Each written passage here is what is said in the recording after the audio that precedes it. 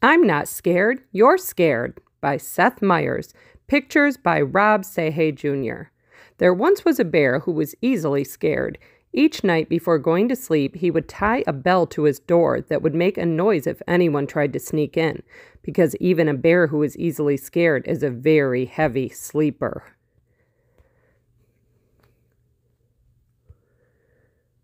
He was even afraid of his own reflection. And because he couldn't see himself, he never brushed well and always had food stuck in his teeth. When you're a scared bear with food in your teeth, you don't have many friends. Bear had one, Rabbit. Rabbit was never scared. She read scary stories. She slept with her door wide open. And she brushed her teeth while hanging from a tree branch by her ears. This gave her very strong ears. One day, Rabbit made an announcement. Bear, we are going on an adventure. Bear suggested that instead of going on an adventure, they could read a book about adventures. That way, if anything goes wrong, we can just close the book.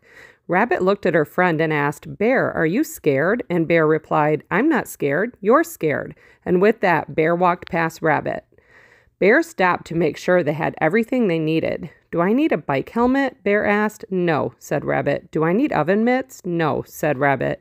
Do I need bear repellent spray? You're a bear, said Rabbit. After walking a while, they came to a small stream. It looks deep, said Bear. It's not deep, said Rabbit. It looks cold, said Bear. It's not cold, said Rabbit. It looks like it's filled with fish who have very sharp teeth, the kind of fish who would like nothing more than to nibble on the ankles of a delicious bear.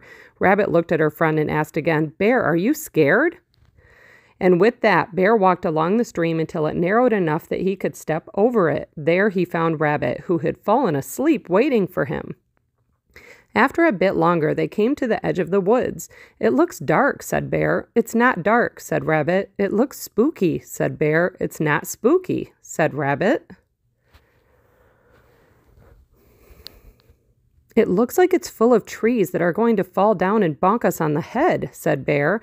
Rabbit looked at her friend and said, Bear, are you scared? And Bear replied, I'm not scared, you're scared. And with that, Bear, realizing he would do anything to avoid dark and spooky woods, walked to the road where he waited for the bus. The bus picked him up and drove him all the way around the forest. When he got to the other side, he woke up Rabbit, who, once again, had fallen asleep waiting for him. They walked some more until they came to a mountain. It looks high, said Bear. It's not high, said Rabbit.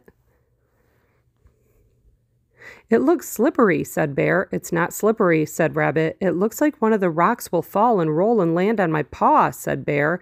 Rabbit looked at her friend and just had to ask, Bear, are you scared? And Bear replied, I'm not scared, you're scared.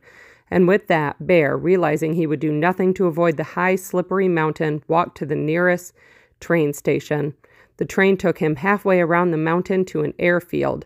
At the airfield, Bear bought a ticket on a helicopter that flew him to the top of the mountain and dropped him off next to Rabbit, who, no surprise here, had fallen asleep.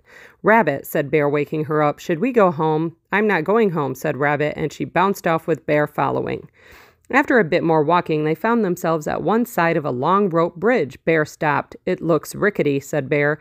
It might be a little rickety, said Rabbit. It looks old, said Bear. It might be pretty old, said Rabbit. It looks like the boards might break if you were heavy enough, said Bear.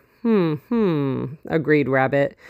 Rabbit looked at her friend and said, Bear, are you scared? And Bear took a deep breath and said, Yes, Rabbit, I am scared. I was scared of the river, and I was scared of the forest, and I was scared of the mountain, but I am the most scared about this long, old, rickety bridge. And with that, Bear turned around and headed home.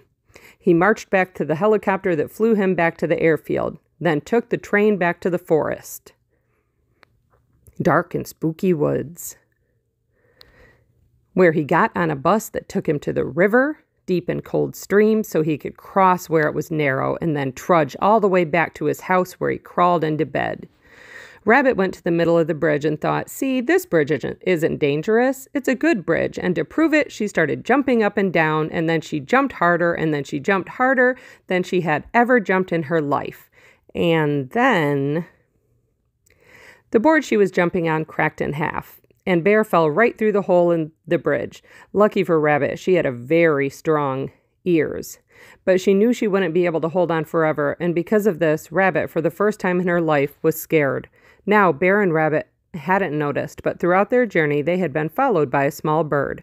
Bird realized she had to get help, so she flew as fast as she could all the way to Bear's house.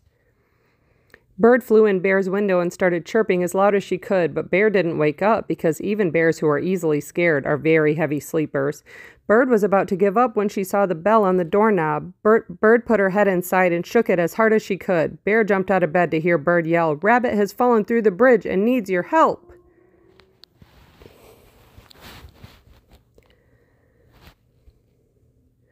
And in that moment, Bear felt something he had never felt before: courage.